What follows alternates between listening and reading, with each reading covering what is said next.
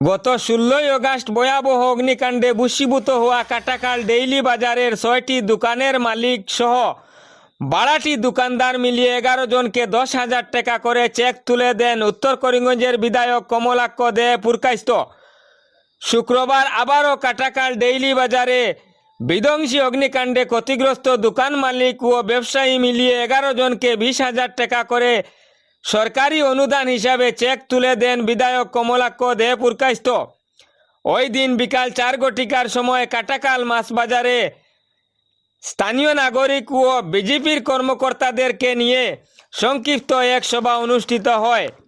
সভায় বিধায়ক কমলাক্ষ দে পুরকাইস্ত বলেন, সুখে দুঃখে মানুষের পাশে থাকা এমনটাই মানবতার কাজ, আর কাটাখাল কালীনগর এলাকার মানুষের সুখে দুঃখে সদা সর্বদাই পাশে থাকবেন তিনি।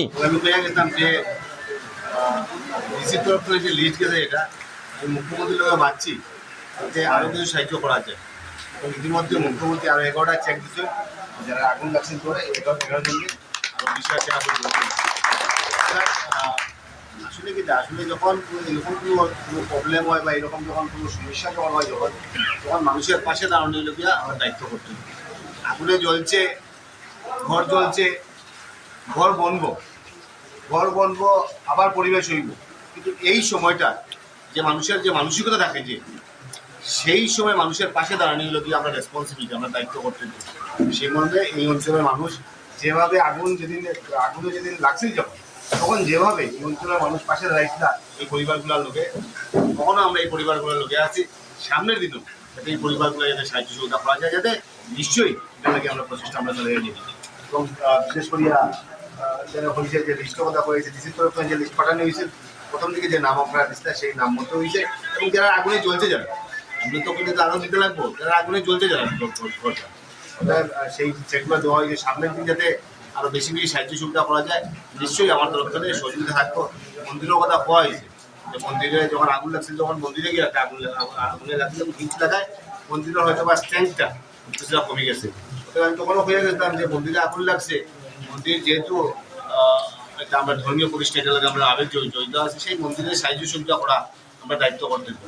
যেটা যেভাবে হোক সামনের দিন কীভাবে সাহায্য সুবিধা করা যায়, নিশ্চয়ই আমি আমার তৎপরতা সরে যাবো, যাতে মন্দিরে একটা সাহায্য সুবিধা করা যায়।